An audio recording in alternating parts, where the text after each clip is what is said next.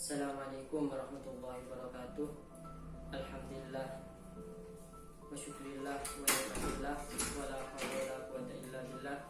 Asyhadu an la ilaha illallah wa asyhadu anna Muhammadan abduhu wa rasuluh, amma ba'du.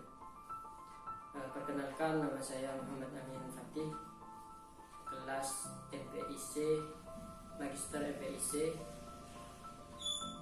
semester 2. Yang saya hormati Bapak dosen pengampu supervisi pendidikan Islam, Bapak Wahid, dan juga teman-teman MPI kelas MPIC. Semoga Allah selalu memberikan kesehatan, barokah, dan nikmah kepadanya. Amin. Langsung saja, di sini saya akan mempresentasikan tentang tugas saya, yaitu memahami kepemimpinan dalam supervisi. Langsung saja. Pertama akan membahas tentang pengertian pemimpin dan kepemimpinan. Apa sih pemimpin dan kepemimpinan itu? Jadi pemimpin atau pemimpinan itu di dalam sebuah kelompok ataupun lembaga organisasi itu pasti sangat dibutuhkan. Pemimpin yang dinamakan di dalam sebuah sekumpulan orang itu pasti membutuhkan pemimpin, begitu. Kalau di suatu negara yaitu butuh pemimpinnya siapa, presiden. Kalau di sekolah siapa, kepala sekolah. Kalau dan lain sebagainya lah. Kalau tingkat universitas itu rektor, begitu.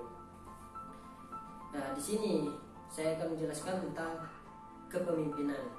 Apa kepemimpinan dan pemimpin itu? Kepemimpinan dalam bahasa Inggris disebut leadership, dan dalam bahasa Arab disebut zi'amah atau imamah. Jadi kalau dalam bahasa Inggris leadership, kalau bahasa Arab zi'amah atau imamah. Atau kita kalau ketika mau sholat pasti kan ada imam. Imam itu ya pemimpin, bisa dari pemimpin, begitu. Di sini ada beberapa pendapat tentang pemimpin. Manulang berpendapat pemimpin adalah seorang yang memimpin dengan memprakarsai perilaku sosial, dengan mengatur, mengarahkan, mengorganisir bawahan agar menjadi tim kerjasama untuk dapat mencapai tujuan organisasi yang dipimpinnya. Jadi pemimpin itu adalah seseorang yang ditunjuk untuk memimpin agar bisa memprakarsai suatu perilaku sosial dan juga mengorganisir, mengatur, dan mengarahkan bawahannya untuk bisa mencapai suatu tujuan. Gitu. Contohnya kalau kepala sekolah itu kalau di sekolah kan pemimpinnya siapa? Kepala sekolah. Jadi bagaimana kepala sekolah itu bisa mengatur bawahannya, bisa mengorganisir bawahannya, bisa memprakarsai bawahannya, dan juga untuk bisa mencapai visi misinya sekolah tersebut atau tujuan sekolah tersebut. Jadi di dalam suatu lembaga itu kan pasti dibutuhkan visi dan misi, gitu. Pasti ada tujuannya. Di setiap lembaga itu pasti ada visi, misi, dan tujuannya, begitu. Terus Kant menyatakan kepemimpinan. Nah, tadi kan pemimpin, sekarang kepemimpinan. Kepemimpinan adalah sebagai pengaruh seni atau proses mempengaruhi orang-orang sehingga mereka mau bekerja keras secara sukarela dan bersemangat ke arah pencapaian tujuan-tujuan kelompok. Jadi kepemimpinan itu adalah sesuatu seni atau proses untuk bisa mempengaruhi bawahannya, orang-orang atau bawahannya, agar bisa mencapai suatu tujuan. Itulah sebuah kepemimpinan, begitu. Terus di sini kalau diibaratkan di dalam sekolah, pemimpin itu adalah sebuah kepala sekolah.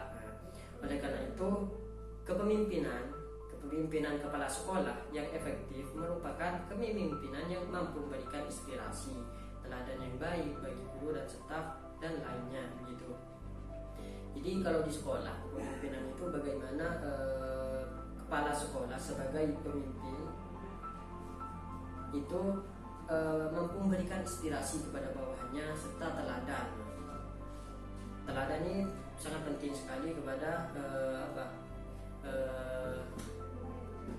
sebagai terhadap suatu lembaga begitu, atau terhadap pemimpin tersebut. Karena kalau teladannya pemimpin baik, maka kalau pemimpinnya teladannya baik, maka suatu lembaga juga akan dilihat baik. Ini semuanya karena tergantung pemimpin itu, dilihat dari pemimpinnya juga gitu. Itu tentang pengertian pemimpin dan kepemimpinan. Kalau pemimpin itu adalah suatu orang yang memprakarsai, mengorganisir. Kalau kepemimpinan suatu seni atau prosesnya gitu. Lanjut pembahasan selanjutnya yaitu di sini Lutz Hans membagi 3 teori tentang berasalnya pemimpin dan kepemimpinan. Jadi dari mana pemimpin itu berasal atau muncul begitu. Di sini Lutz Hans 2006 itu ya, bisa dilihat nanti di makalah saya atau di PowerPoint saya. Yang pertama itu dari mana kepemimpinan itu berasalnya, yaitu pertama genetik teori. Genetik teori ini artinya faktor genetik atau turunan. Jadi pemimpin itu berasal karena faktor genetik suatu keturunan. Kalau kita lihat di ini lebih condong di pesantren itu ya, di satu pesantren itu kepemimpinannya itu berdasarkan genetik teori, munculnya berdasarkan genetik teori. Jadi berdasarkan keturunan. Jadi putranya kiai atau familinya kiai itu pasti yang nanti akan menjadi pemimpin pondok itu, akan menjadi suatu pengasuh pondok tersebut begitu. Terus yang kedua adalah traits teori. Traits teori ini pentingnya karakter atau kepribadian. Jadi pemimpin ini berasal dilihat dari karakternya bagus, itu ternyata orangnya bagus, diangkatlah jadi pemimpin. Itu teori yang kedua. Yang ketiga behavioral teori. Behavioral teori ini adalah pengaruh lingkungan. Lingkungannya dia sangat berpengaruh sekali. Jadi kelihatannya bagus, dilihat orang bagus, ternyata diangkatlah jadi pemimpin. Itu untuk teori tentang berasalnya pemimpin dan kepemimpinan. Terus ada beberapa tipe atau gaya kepemimpinan. Jadi menurut Toha, gaya kepemimpinan dibagi menjadi 2, yaitu gaya kepemimpinan autokratis. Gaya ini dipandang sebagai gaya yang didasarkan atas kekuatan posisi dan pengaruh otoritas. Jadi autokratis ini lebih condong kepada hak pribadinya sendiri tanpa perlu memikirkan suara bawahannya atau masukan bawahannya atau pendapat bawahannya. Jadi kepemimpinan autokratik ini ya hak sepenuhnya ya ada di pemimpin begitu. Tidak ada yang namanya masukan dari bawahnya, itu tidak ada. Semuanya keputusan dan segala halnya itu lebih diputuskan oleh pemimpin tersebut, dipegang oleh pemimpin tersebut begitu. Yang kedua, menurut Toha ini kepemimpinan demokratis. Jadi kepemimpinan demokratis ini kebalikannya dari kepemimpinan autokratis. Kalau autokratis tadi tidak mau hak pribadinya sepenuhnya, kalau kepemimpinan demokratis ini adalah keikutsertaan pengikut dalam proses pemecahan masalah. Jadi seorang pemimpin masih menerima masukan ataupun pendapat dari bawahnya. Itulah kepemimpinan demokratis. Terus Stigno, gaya kepemimpinan dibagi menjadi 7. Jadi menurut Stigno ini ada 7 tentang gaya kepemimpinan atau tipe. Yang pertama tipe autokratik seperti yang tadi. Terus tipe kendali bebas, laissez-faire seorang pemimpin punya keyakinan bebas dengan memberikan kebebasan yang seluas-luasnya terhadap bawahannya begitu. Terus tipe paternalistik, pemimpin yang menggunakan sifat kebapaan. Jadi di dalam tipe di dalam pemimpin itu punya sifat kebapaan sebagaimana ayah kepada anaknya, begitupun pemimpin begitu untuk tipe paternalistik ini. Terus tipe karismatik memiliki karakteristik khusus yaitu daya tariknya yang sangat memikat. Ini karismatik ini, contohnya ya kiai itu karismanya itu sangat diakui. Terus tipe militaristik, pemimpin dalam menggerakkan bawahannya lebih sering menggunakan sistem perintah. Militaristik ini sistemnya lebih ke perintah, dominan kepada perintah. Terus tipe pseudo demokratik atau semi demokratik, maksudnya adanya sikap seorang pemimpin yang harus berusaha mengemukakan keinginannya gitu. Jadi tipe semi demokratik ini seorang pemimpin ingin mengemukakan keinginannya gitu kepada bawahannya itu. Kalau tipe demokratik seperti yang tadi itu karena ini waktunya sangat mepet, jadi saya agak singkat. Jadi yang saya sudah jelaskan tidak akan saya jelaskan kembali gitu. Terus tentang perspektif kepemimpinan. Jadi menurut MC Farlin dan Sweeney ada 3 perspektif kepemimpinan. 1. Berfokus kepada pengikut, follower centered, artinya memusatkan perhatian pada kebutuhan pengikut serta bagaimana respon mereka terhadap pemimpin.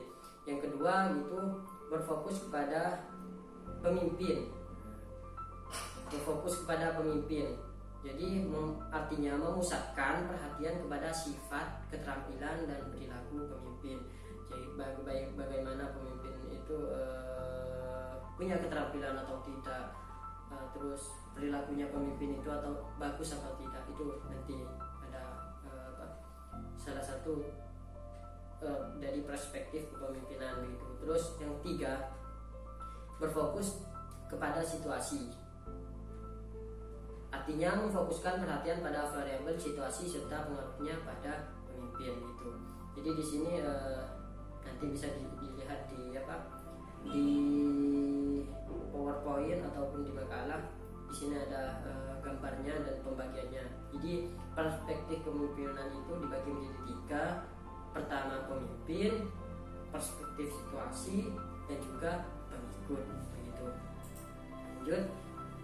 Terus di sini saya selanjutnya membahas tentang membandingkan struktur organisasi. Sebelum bahas tentang membandingkan struktur organisasi, di sini struktur organisasi sangat diperlukan dalam suatu organisasi karena agar jelas pembagian kerja dan tugas masing-masing pihak yang terlibat dalam organisasi tersebut. Jadi pembuatan struktur organisasi itu sangat penting sekali untuk agar apa? Agar suatu tugas setiap anggota itu, setiap perorangan itu agar jelas begitu. Makanya perlunya struktur organisasi.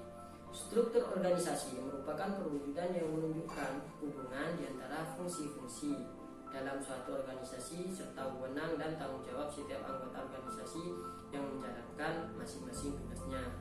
Jadi seperti yang tadi saya sudah jelaskan, struktur organisasi ini merupakan perwujudan di mana nanti menunjukkan hubungan di antara fungsi-fungsi dalam suatu organisasi tentang tanggung jawab dan wewenangnya begitu.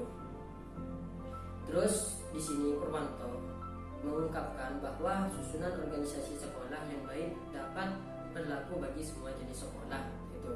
Jadi susunan organisasi yang baik itu bisa berlaku di semua sekolah, baik sekolah kecil, sekolah besar, lembaga kecil, lembaga besar, itu bisa berlaku. Terus tiap-tiap sekolah memerlukan susunan organisasi yang berbeda-beda satu dengan yang lainnya. Ini bergantung pada keadaan dan kebutuhan sekolah masing-masing. Itu mungkin ini sudah jelas. Namun bagi sekolah yang sejenis perlu adanya pola keseragaman alam susunan organisasi sekolahnya begitu. Di sini ada 3 menurut Purwanto yang mempengaruhi perbedaan dalam susunan organisasi sekolah. Yang pertama, besar kecilnya sekolah, letak dua, yang kedua letak sekolah, yang ketiga jenis dan tingkatan sekolah gitu. Jadi nanti bisa dilihat di jadi beda ya antara susunan organisasi, struktur organisasi sekolah besar, sekolah sederhana itu beda, bisa dilihat nanti di makalah ataupun di PowerPoint untuk teman-teman gitu. Dalam membandingkan struktur organisasi dapat dilihat dari ketiga faktor di atas tuh, dan salah satunya itu besar kecil organisasi tersebut. Jadi intinya yang terpenting bagi seorang supervisor gitu ya, besar kecilnya suatu struktur organisasi itu ya tidak harus menjadi beban begitu. Malah disitulah tugas seorang supervisor, yang mana di dalam situ harus bisa mampu mempengaruhi bawahannya agar dapat bekerja sama untuk mencapai tujuan yang telah ditetapkan gitu. Bagaimana dalam struktur organisasi itu bisa semuanya itu bisa bekerja sama gitu, tidak secara sendiri-sendiri gitu. Peran kepemimpinan merupakan suatu perilaku yang diharapkan oleh pemimpin dalam menduduki suatu posisi tertentu. Diharapkan bisa berperan untuk mempengaruhi, membimbing, mengevaluasi bawahannya ke arah pencapaian. Jadi peran kepemimpinan ini bagaimana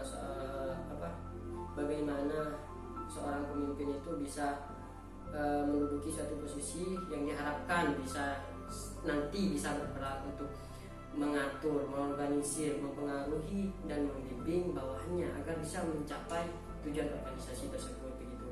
Menurut Purwanto ini ada tentang peranan pemimpinan. Yang pertama sebagai pelaksana eksekutif, sebagai perencana atau planner. Ini saya agak percepat ya karena waktunya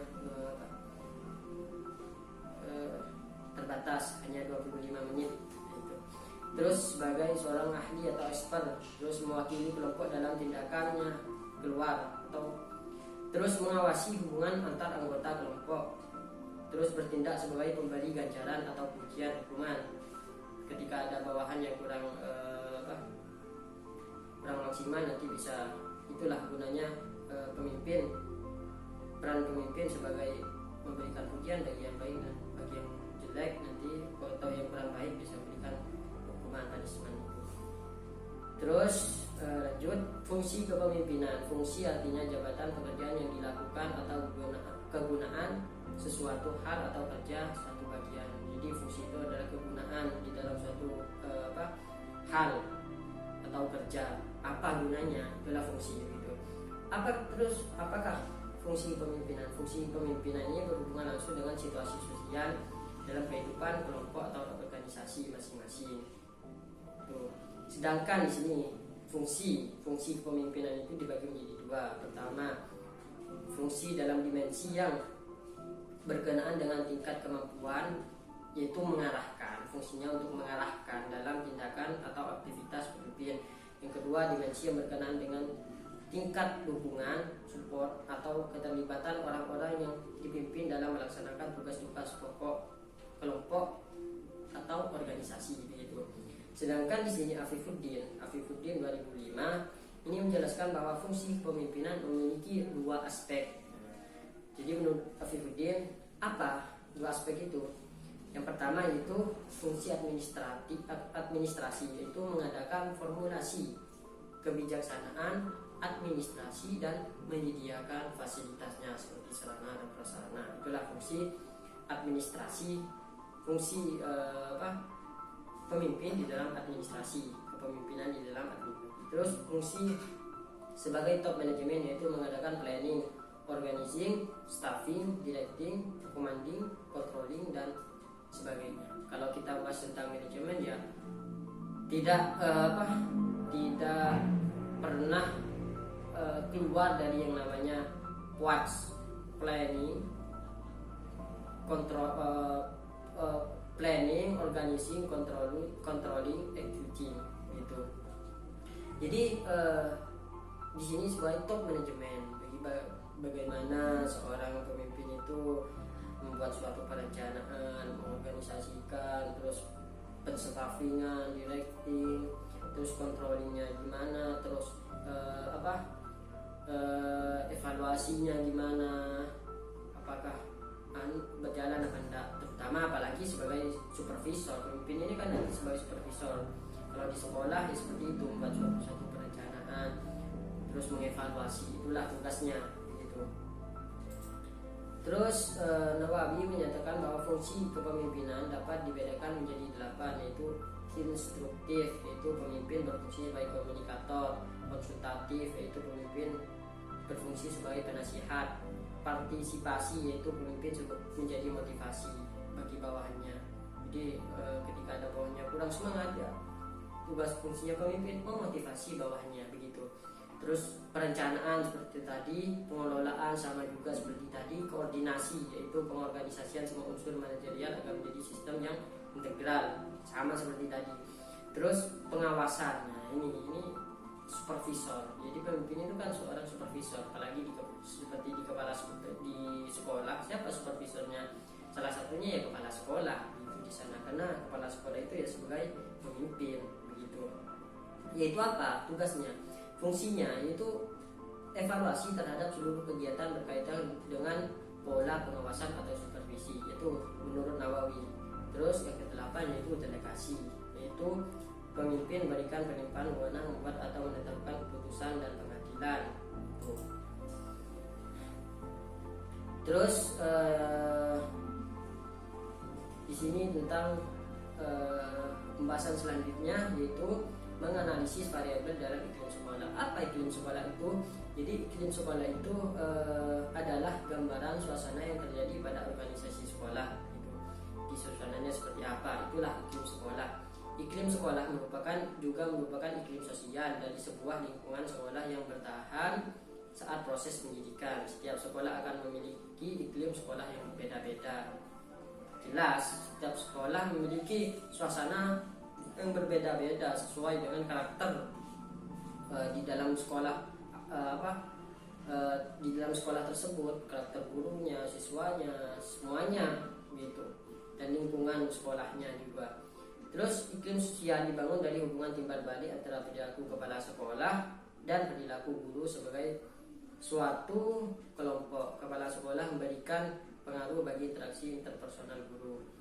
Unsur-unsur yang menjadi pembangun dan pencipta iklim sekolah adalah kepala sekolah, para guru, pegawai, tata usaha, dan semua warga sekolah gitu. Itu yang terpenting. Karena apabila iklim sekolah kondusif, maka hasil pembelajaran akan juga kondusif begitu.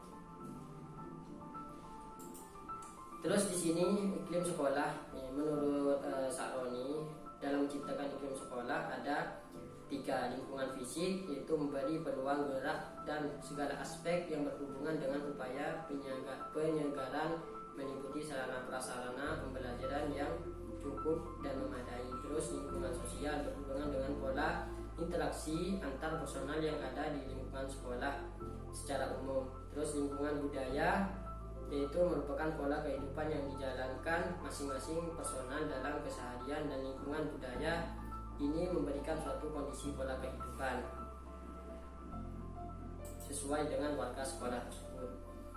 Jadi sedangkan menurut Mulyasa, untuk menjadikan iklim sekolah itu mencakup 4. Yang pertama, lingkungan yang aman, nyaman, dan tertib.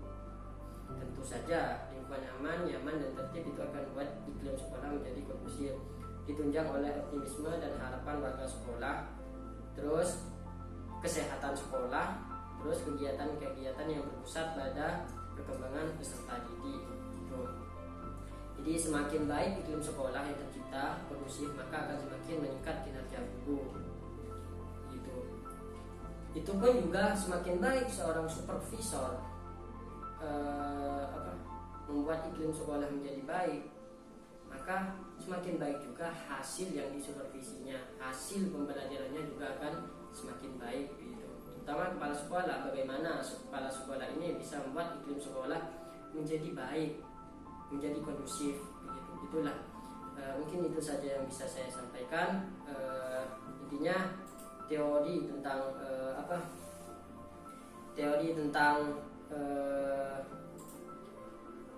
Pemimpin itu banyak, yang terpenting bagaimana seorang pemimpin atau kepala sekolah itu bisa mengorganisir bawahannya, memotivasi bawahnya, terutama di dalam top manajemen tadi itu ada yang planningnya gimana sebagai seorang planner, terus organisingnya gimana, activity-nya gimana, controllingnya gimana. Itu yang menurut saya perlu ditekankan lagi.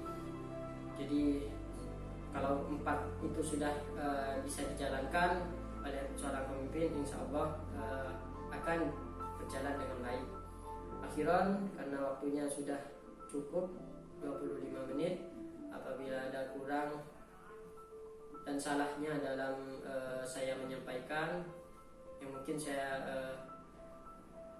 terutama di dalam makalah saya yang masih banyak kekurangannya, baik PowerPoint juga makalah itu masih banyak, dan masih banyak perlunya ada bimbingan dari dosen gitu. Akhiran, wallahul muwaffiq ila aqwamit thoriq. Wassalamualaikum warahmatullahi